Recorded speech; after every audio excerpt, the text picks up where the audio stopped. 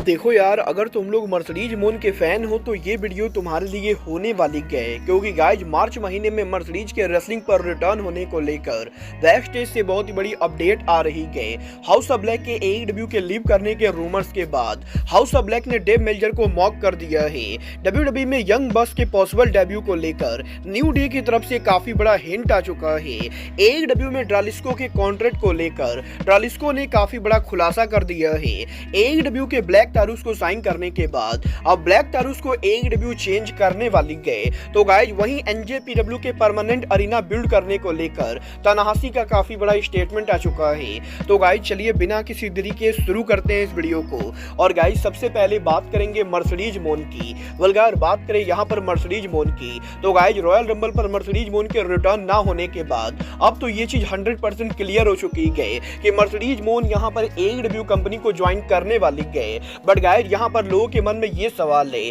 कि आखिर मर्सिडीज मोन AEW पर डेब्यू कब करेंगी। वल इस हफ्ते मर्सिडीज मोन के AEW में डेब्यू सिचुएशन को लेकर बैक स्टेज से एक और बड़ी रिपोर्ट आ रही है, जहां पर इस रिपोर्ट के हिसाब से मर्सिडीज मोन यहां पर अगले महीने रिटर्न नहीं करने वाली है। और गाइज यहां पर फरवरी वो महीना नहीं होगा जहां पर मर्सिडीज AEW के अंदर डेब्यू करेंगी, क्योंकि गाइज यहां पर करंटली मर्सिडीज मोन को हॉलीवुड के अंदर काफी सारे मूवीज और टीवी सीरीज के अंदर शूटिंग करनी है। और गाइज मर्सिडीज मोन के हॉलीवुड कमिटमेंट की वजह से वो यहां पर करंटली रेसलिंग पर काम नहीं कर सकती गए। बट गाइज यहां पर मार्च वो महीना होने वाला है जब मर्सिडीज मोन रेसलिंग के ऊपर उनका कमबैक करेंगी। और गाइज मर्सिडीज मोन के करीबी लोगों ने ये कंफर्म किया है कि मर्सिडीज मोन अब से मात्र 1 महीनों के अंदर रेसलिंग के अंदर उनका रिटर्न करने वाली है। और मर्सिडीज मोन के करीबी लोगों ने ये भी कंफर्म किया है कि इस बार जब मर्सिडीज रेसलिंग पर उनका रिटर्न करेंगी तो ये रिटर्न यहां पर WWE में ना होके बल्कि WWE के बाहर अमेरिका में किसी और कंपनी पर होने वाला है।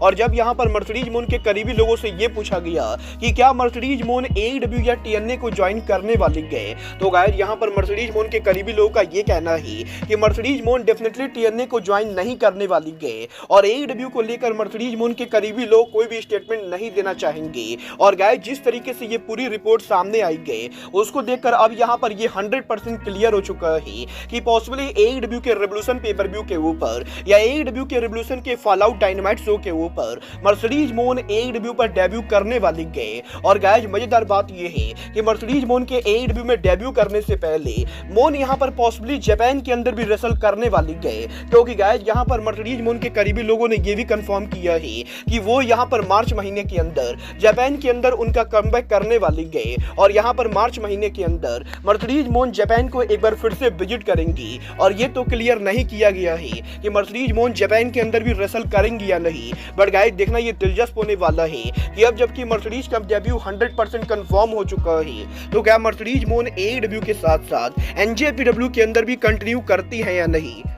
बट गाइज चलिए फिलहाल आगे बढ़ते हैं और बात करते हैं AEW के न्यूएस्ट साइनिंग ब्लैक तारूस की। वेल गाइज ये बात तो मैं आप लोग को ऑलरेडी बता चुका हूँ कि ऑल एलीट रेसलिंग ने लास्ट वीक यहाँ पर लूचा लिब्रे AAA के one of the biggest superstar Black Taurus को AEW के अंदर साइन कर लिया है। और यहीं टोनी खान के ब्लैक तारूस को साइन करने के बाद अब लूचा लिब्रे AAA के अंदर ब्लैक तारूस काम नहीं करने वाले गए। बट गाइज क्योंकि यहाँ पर ब्लैक तारूस के नेम का ट्रेडमार्क लूचा लिब्रे AAA के पास है और करंटली यहाँ पर AAA और AEW के बीच में स्टेज पर काफी ज्यादा हिट चल रही है। तो गाइस यहाँ पर इन रीजन की वजह से आज यहाँ पर लूचा लिब्रे AAA ने ये कंफर्म कर दिया है कि अगले हफ्ते लूचा लिब्रे AAA के टीवी टैपिंग के ऊपर यहाँ पर AAA के अंदर न्यू ब्लैक तारूस डेब्यू करेगा। और क्योंकि लूचा लिब्रे AAA के पास ट्रेडमार्क है तो गाइस वो यहाँ पर बेसिकली उसी नाम के अंदर किसी न्यू रेसलर को लूचा लिब्रे AAA के अंदर ब्लैक तारूस बनाकर लाने वाले गए। और जो यहाँ पर ओरिजिनल ब्लैक तारूस AEW के अंदर साइन कर चुका है वो यहाँ पर AEW पर जल्दी डेब्यू तो करेगा,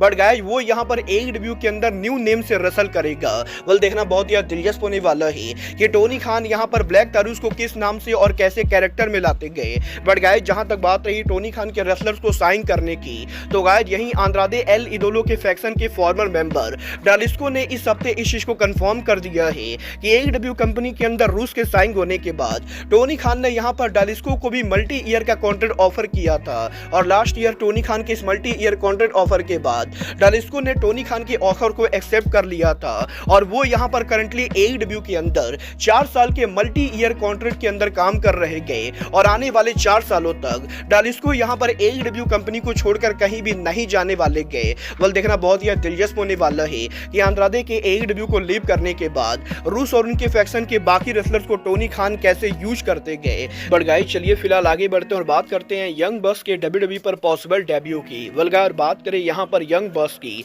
तो गाइस ये बात तो हम सभी लोगों को मालूम है, यंग बक्स ने लास्ट ईयर AEW के साथ मल्टी ईयर कॉन्ट्रैक्ट साइन कर लिया था और अब यहाँ पर 2027 से पहले यंग बक्स AEW को लीव करके किसी और कंपनी को ज्वाइन नहीं कर सकते गए। बट गाइस यही इस हफ्ते WWE की मॉडर्न एरा की one of the legendary tag team the new day के लेटेस्ट इंटरव्यू के अंदर न्यू डे ने WWE पर उनके ड्रीम मैच को लेकर बात की और जब यहाँ पर न्यू डे से ये पूछा गया कि वो WWE के बाहर के किस टीम को ड्रीम मैच में फेस करना चाहते गए तो गाइस न्यू डे ने इस चीज को कंफर्म किया है कि वो यहाँ पर यंग बक्स को ड्रीम मैच में फेस करना चाहते गए और क्योंकि न्यू डे यहाँ पर यंग बक्स को पर्सनल लेवल पर काफी करीबी तौर से जानते गए तो गाइस यहाँ पर न्यू डे ये होप करते गए कि किसी दिन WWE और AEW के बीच में फॉरबिडन डोर खुलेगा और गाइस TNA रेसलिंग के चैंपियन के WWE पर वॉकआउट करने के बाद किसी न किसी दिन WWE के अंदर द यंग बक्स भी उनका एंट्री करेंगे और गाइस फॉरबिडन डोर से होकर यंग बक्स WWE पर आकर उनका ड्रीम मैच रेसल करेंगे। वेल गाइस एक चीज की तो मैं गारंटी दे सकता हूँ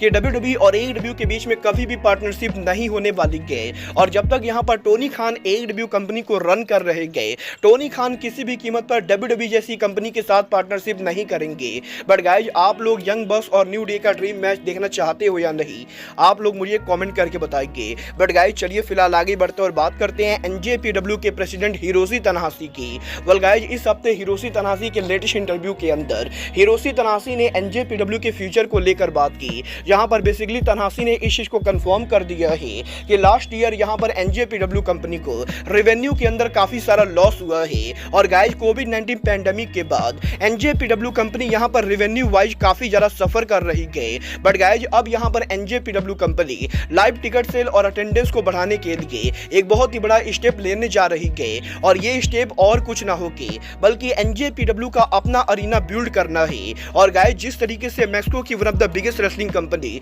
CML रेसलिंग ने उनका खुद का अरीना मैक्सको बनाया है, उसी तरह से NJPW कंपनी पॉसिबली यहां पर इन फ्यूचर अपना खुद का अरीना बनाने वाली है, जिस अरीना के अंदर NJPW उनके शो को करेगी। और गाइस यहां पर तन्हासी का ये कहना है कि ये जो अरीना बनने वाला है इस अरीना का नाम NJPW पॉसिबली उनके फाउंडर एंटोनियो इनोकी के नाम पर रखेगी। और गाइस क्योंकि पॉसिबली यहां पर टोक्यो के अंदर जापान में बहुत ही जल्द टोक्यो डोम और कुरेंकुरे अरीना दोनों जगह को हटाया जाने वाला है, तो गाइस यहां पर इन फेमस अरीना के हटने के बाद NJPW कंपनी को स्टेबल होने के लिए पॉसिबली उनका खुद का अरीना बनाना पड़ेगा। और गाइस पॉसिबली NJPW कंपनी साल के अंदर काफी सारे बड़े शो उनके खुद के अरीना इनोकी अरीना में करेगी। वेल गाइस मुझे तो यहाँ पर NJPW का ये आइडिया काफी सही लगता है, क्योंकि गाइस अगर यहाँ पर NJPW कंपनी 3000 की कैपेसिटी वाला एक अरीना बनाती है तो गाइस इससे यहाँ पर NJPW कंपनी के साल के काफी सारे पैसे बच जाएंगे। वेल अब ये तो आने वाला टाइम बताएगा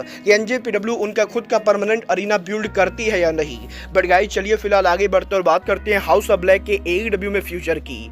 वल्गार बात करें यहाँ पर हाउस ऑफ ब्लैक की तो गाइस ये बात तो मैं कल रात की वीडियो में आपको ऑलरेडी बता चुका हूँ कि AEW के इस हफ्ते कोलिजन शो के ऊपर FTR versus house of black के स्टील केज मैच के बाद रेसलिंग ऑब्जर्वर डेव मेल्जर का ये दावा करना है कि ओरिजिनली AEW कंपनी इस मैच को यहाँ पर एस्केप स्टील केज ना करा के बल्कि स्टील केज एलिमिनेशन मैच कराने वाली थी और मैच के अंदर बेसिकली यहाँ पर हाउस ऑफ ब्लैक को पिन करके FTR मैच को जीतने वाले थे। बट गाइस यहाँ पर लास्ट मोमेंट के ऊपर हाउस ऑफ ब्लैक ने मैच के अंदर पिन होने से मना कर दिया और इसकी वजह से टोनी खान को उनके मैच को रूल को चेंज करने पड़े। और गाइस रेसलिंग ऑब्जर्वर का यह भी दावा करना था कि हाउस ऑफ ब्लैक के मेंबर बडी मैथी और मलाकाई ब्लैक ये दोनों AEW कंपनी पर बिल्कुल भी हैप्पी नहीं गए और ये दोनों AEW कंपनी के अंदर किसी भी मैच को हारना भी नहीं चाहते गए। और हालांकि ये दोनों के कॉन्ट्रैक्ट के ओवर होते ही ये दोनों WWE के ऊपर उनका रिटर्न करेंगे। बट गाइस इसके बावजूद भी AEW के अंदर ये दोनों टोनी खान के बुकिंग में प्रॉब्लम क्रिएट कर रहे रहे गए।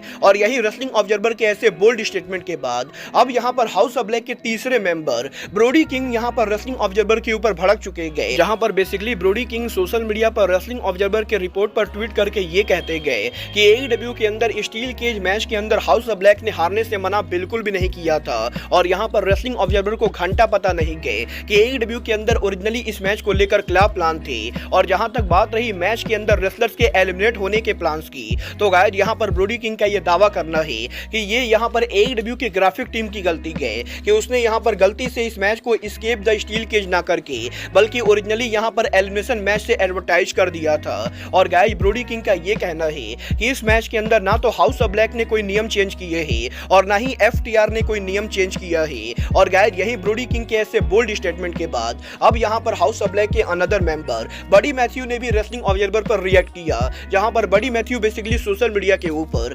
AEW कंपनी के अंदर उनके विन और लॉस रिकॉर्ड को शो करते गए। और बडी मैथ्यू बेसिकली ये बताते गए कि वो यहाँ पर AEW के अंदर पहले भी काफी सारे मैचेस को हार चुके गए और उन्हें यहाँ पर मैचेस के अंदर पिन होने से कोई भी प्रॉब्लम नहीं गए। और अब जब जिस तरीके से यहाँ पर हाउस ऑफ ब्लैक के दोनों मेंबर बडी मैथ्यू और ब्रोडी किंग ने सोशल मीडिया पर रेसलिंग ऑब्जर्वर पर रिएक्ट किया है, उसे देखकर तो ये बिल्कुल ही क्लियर हो गया है कि डेव मेल्जर एक बार फिर से ये सारी बातें अपने मन से बनाकर बोल रहे थे। और गाइस यहाँ पर सच में काफी टाइम रेसलिंग ऑब्जर्वर को घंटा कुछ पता नहीं होता है और वो अपने मन से स्टोरी बनाकर बोलते गए। बट गाइस डेफिनेटली मैं यहाँ पर डेव मेल्जर के इस बात से काफी हद तक एग्री करता हूँ कि जैसे ही AEW के अंदर मलाकाई ब्लैक और बडी मैथ्यू का कॉन्ट्रैक्ट ओवर होगा, डेफिनेटली ये दोनों WWE पर जाने वाले गए। और मैं इस बात से भी 100% एग्री करता हूँ कि इन दोनों को AEW को लीव करके WWE के ऊपर जाना चाहिए, क्योंकि AEW के अंदर जिस तरीके से टोनी खान मलाकाई ब्लैक को यूज कर रहे गए वो यहाँ पर सच में काफी ज्यादा डिसअपॉइंटिंग गए। बट गाइस फिलहाल के लिए अब आज के इस वीडियो में बस इतना ही।